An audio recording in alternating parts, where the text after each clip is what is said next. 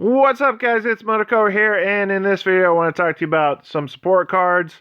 I want to talk to you about AoE kit spells, and I want to talk to you about a little bit about multiplayer. And let's start off with some of these support spells. Well, first, let me preface everything with this. Um, the Japanese client, I went ahead and downloaded it yesterday, and I've been playing on it. I cleared the Dragon Quest area, and I'm working on doing a lot of different things with the Japanese client right now. Uh, the main reason for this is experimentation purposes only. I've pretty much done everything that I need to do in the global version up till this point, and I'm kind of waiting on new content to come out. The Infinite Arena will come out tonight. I'm definitely going to do a video on that, get that out to you guys as soon as possible. And I also need to tell you that I don't plan on doing any more videos with the Japanese client other than this one.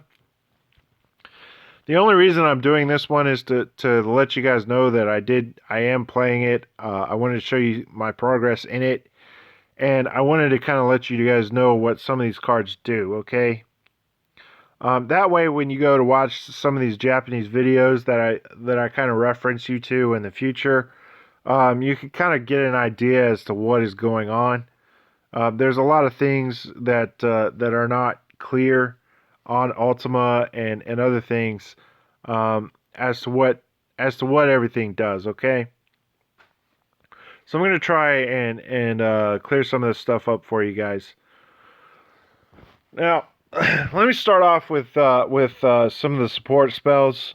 So there's these class-specific support spells that come out, and you'll see them on Japanese videos. Whenever somebody's playing a mage, you're gonna see like this little cane. They'll cast a buff, and then they'll get like this cane buff. Basically, what that is doing is it's like increasing your stats by, I don't know what the percentage is, but it's a very, very large amount. It's probably like 50%. I don't even know. But all I do know is that whenever that buff is on me for the Ranger buff, since I'm playing a Ranger class, I do a lot more damage. Like, the character is noticeably stronger. Um, so keep that in mind when you're watching those Japanese videos. If you ever see a buff that they get and it looks like a cane or a ranger sword, or they're class buffs they're putting on themselves. So the standard setup for an attacker in the Japanese version is their class buff, a force card, an AoE card for breaking, and then a single target nuke spell. And that's kind of like the standard setup that's going on in Japan.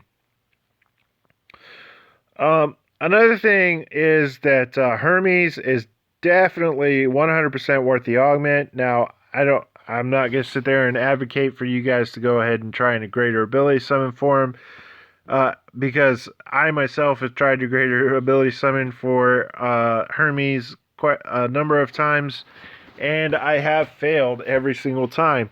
So it can be a challenge to do, and it can be expensive, and I really don't recommend you trying to pull for it if you don't have the money to. That being said, when it finally does come out, the card is 100% augmentable, guys. It's still being used in the Japanese version, not as widely as it had been in the past, but it's still definitely a very viable card and very usable. The main reason for that is that while the Immortal card is, good, the Immortal card cannot straight up replace Hades, because the Immortal haste buff is only for 4 turns, and I don't believe that Immortal has the boon up effect, which basically increases all your buffs on you by 1 turn. So it's a situational use, basically. And so, Immortal definitely is a strong card, but it's not gonna ever really replace Hades. Hades doesn't get replaced. or Hermes. I'm sorry. Did I say Hades? I meant Hermes. So, anyways, another thing that I've noticed is the AoE cards, and let's get to that. I have been trying to play on the trying to play around, and some of these harder maps, like the Dragon Quest area that I was in, they have very large mob groupings, like 7, 8 mobs at a time, and so AoE spells become stupid efficient. Now, does that mean you should go out and augment all your AoEs? No. I don't advocate you doing that at all. I don't even really advocate you augmenting your AoEs right now. But keep in mind for the future, you're going to need them. So don't dismiss them. Single targets are very strong right now, but eventually the focus is going to be on AoE spells. So keep that in mind, guys. If you are to augment AoEs right now, I would suggest that you stick to one specific class of AoE cards, and that the class that I would suggest that you do first is the mage class. But again, you can do whatever you want to do. It's fine.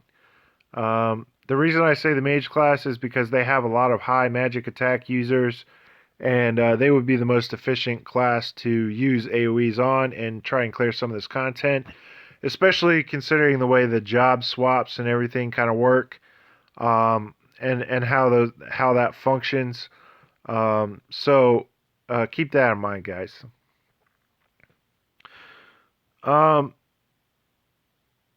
Anyways, so that's pretty much what I have for this video.